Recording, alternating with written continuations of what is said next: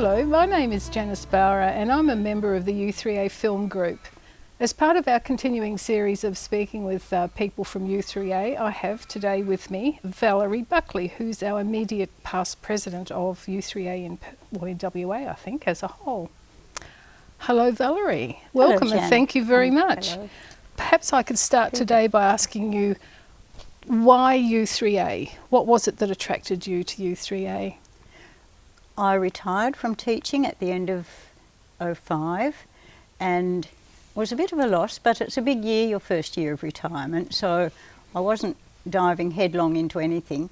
But I then saw a little article in the paper, the local paper, where the local U3A had gone on an outing down the southwest somewhere, I think, and I thought, that looks lovely, I could do that.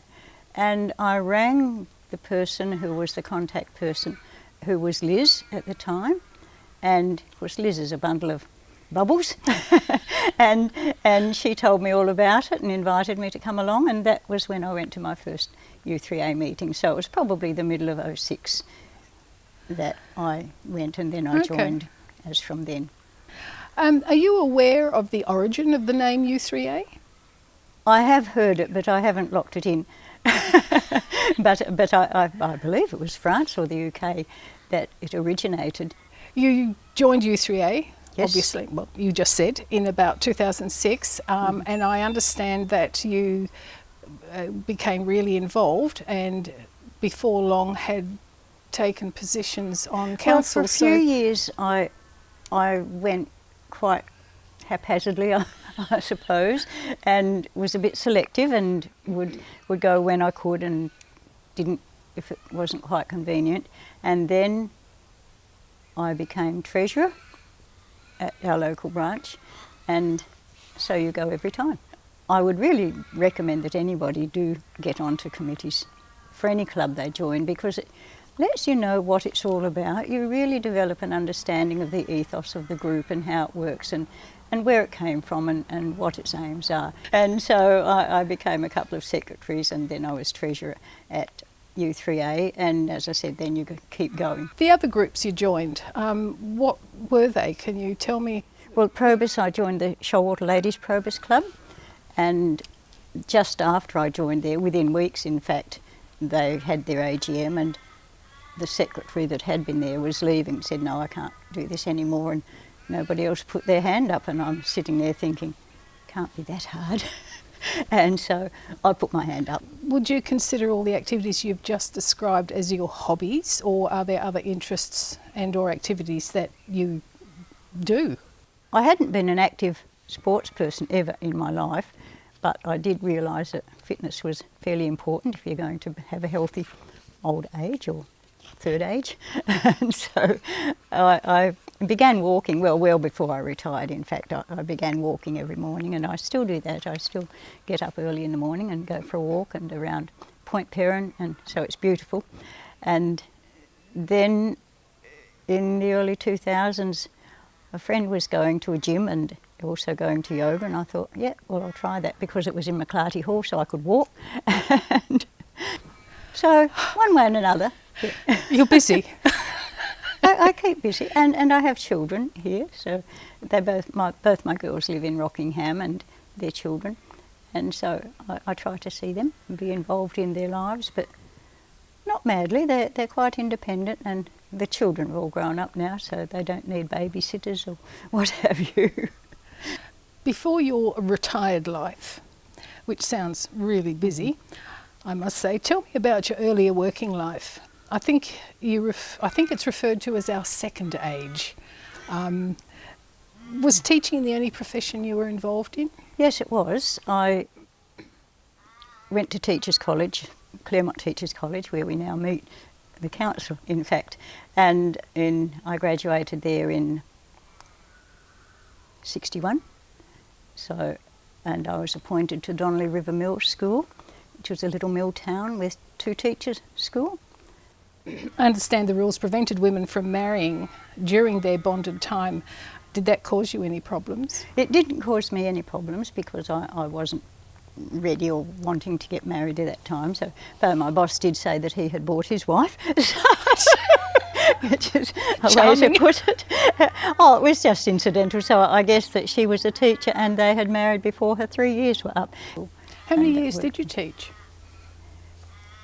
Well, I taught until my retirement in 2005. So, but I did have years off because I did have my children. So I taught until 74, and then I taught 64. So was that in the country or more in the metro area? Those were all at Medina Primary School. 33 years there. Did any of your children follow you into education as perhaps teachers? No, they didn't. No. My second daughter did think about it at one stage because she thought it would work well with a family. You obviously liked it, otherwise you wouldn't have stayed that long. Oh yes, I did, but you also get used to eating and it helps. Did you have any thoughts about an alternative career at any time? No, I didn't, because, well, most of the time I was also married, so I had a family. My husband had a removal business and that was quite demanding for him. It was pretty full-time, but it wasn't big enough for us to take off. What are your thoughts about the future of U3A? Oh, wow. Yeah, I probably might have put you on the spot there, but just interested if you have any thoughts about the future, its future direction or its attractiveness to the third age folk. Yes, it's interesting, isn't it? Because there are a lot of people there who aren't members. And we think this with our Probus group as well. There are people at home who could be here enjoying this. Why not? And largely the same with U3A. I think our U3A is great. I really enjoy it. I love the things that we have, like that Jenny organises with our public lectures.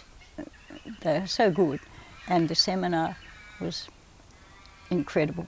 It was brilliant, and over the last years they just seem to have gone from strength to strength in quality and the presentation and so on. And I think for people to have the ability to be able to attend those is just so good. So it sounds like you think there's a really good future for U3A. I believe so, and looking at our own club, we're maintaining members and it's growing, and we're getting really good attendances at present at our functions and our meetings. Lifelong learning is one of the unofficial mottos, if you like, of U3A, and I think with today's third age group, of which we are members, living longer, being more active, having really active minds, and that I think it's highly relevant that we have such organisations. And of course we also have Marla, which is available to us, and I tried Spanish. that didn't work because they say music or a foreign language. Well, I'm afraid that they just weren't going to work for me. But in your professional capacity as an educator, I would like to ask you about learning for older adults. I understand it's called geragogy or eldergogy. Are you familiar with this theory? It's not a word I'm familiar with, no. And I had to laugh when I heard those terms, or when I read those terms. Well, it's pedagogy, isn't it? It's pedagogy in general. General, yes. I mean, it's like geriatrics, isn't it? Geragogy. So I tend to think sometimes the labelling is quite unnecessary. Apparently it's a collaborative peer learning employed or used by U3A. That's suggesting a limitation, isn't it? Because we have members within our group who are attending university and doing full courses, and they will be doing the exams and everything. I mean, we do say no exams.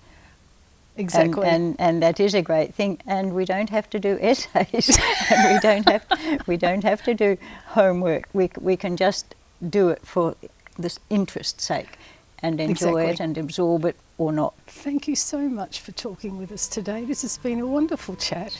I hope you've enjoyed it as much as I have. Well, I hope it works out okay, and I hope it works out. I'm sure it will. Peter.